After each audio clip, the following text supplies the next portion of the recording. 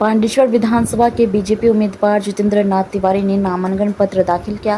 पांडेश्वर विधानसभा के बीजेपी उम्मीदवार जितेंद्र नाथ तिवारी ने दुर्गापुर महकुमा शासक एसडीओ कार्यालय में अपना नामांकन फाइल जमा कर दिया।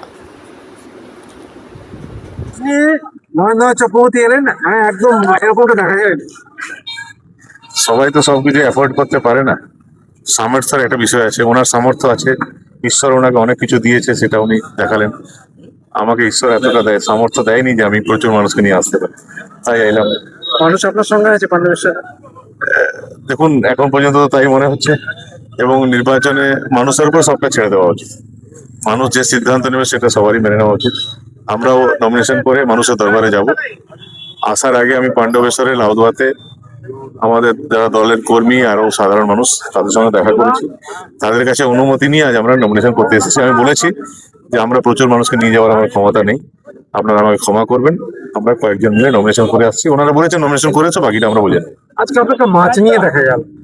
না, আজকে মাছ নিয়ে না, এটা আপনি জানেন যে বাংলা সংস্কৃতি যে কোনো শুভ কাজে গেলে মাছ দিয়ে সে শুভ কাজ আরম্ভ করা হয়। তো আমার মাম্পি আসেনি, মাম্পি দেবার আমার মহিলার এক নেত্রী আছে, আর আমার সবিতা বাগদি আমার মন্ডল প্রেসিডেন্ট। তারা বললো যে দাদা আমরা এই শুভ কাজ করতে যাচ্ছি, তো মাছ নিয়ে আমাদের যাত্রা আরম্ভ করা হচ্ছে, সেটাই করেছি। যেটা মানে প্রচারে বেরিয়ে কি কোথাও বাধার মুখে পড়তে হচ্ছে, যেটা বারংবার আমরা দেখে থাকি? কিন্তু বাংলার কালচার যে বাধার মুখে পড়তে হবেই, তো সেটা হচ্ছে, কি আর করা যাবে। কি ধরনের বাধার মুখে পড়তে হচ্ছে? এই যারা প্রচারে আসছে বাড়িতে গিয়ে তাদেরকে হুমকি দেওয়া, তাদের গার্জিয়ানদেরকে হুমকি দেওয়া, পোস্টার ব্যানার ছিঁড়ে দেওয়া তো একটা চলছেই। কোথাও কিছু ছেলেদেরকে পাঠিয়ে, অবুঝ ছেলেদেরকে পাঠিয়ে সাউটিং করানো, এগুলো করছে।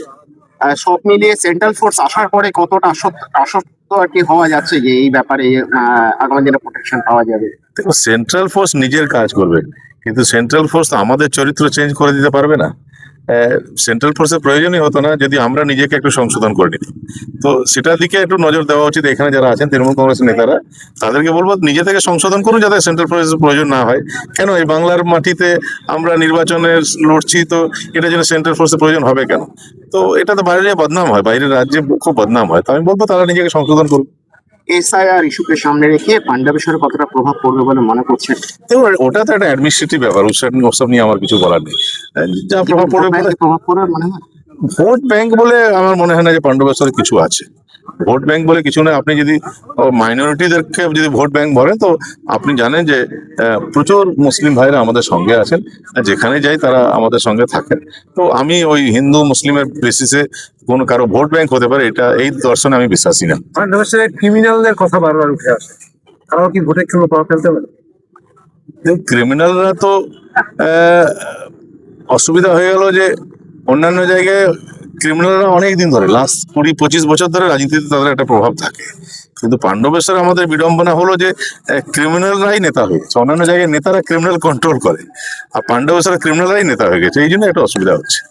সব মিলিয়ে লাস্ট প্রশ্ন, সেটা হচ্ছে নন্দন চক্রবর্তীর উদ্দেশ্যে কোনো বার্তা? না না, কেন ওনার উদ্দেশ্যে কি? মনোনয়নপত্র জমা দিতে এসেছে। সুস্থ থাকুন, ভালো থাকুন, এবং এভরিডে আমাদের সবার দায়িত্ব হলো যে নিজেদের মধ্যে পরিবর্তন আনে, আরো বেটার হিউম্যান বিং হওয়া। আমিও চেষ্টা করবো আমার মধ্যে যা ভুল ত্রুটি আছে সেটা সংশোধন করে আরো ভালো মানুষ হতে পারি। ওনারও সে চেষ্টাই করা উচিত, যদি কোনো ভুল ত্রুটি থাকে উনি মনে করেন, তাহলে সেটা সংশোধন করা উচিত।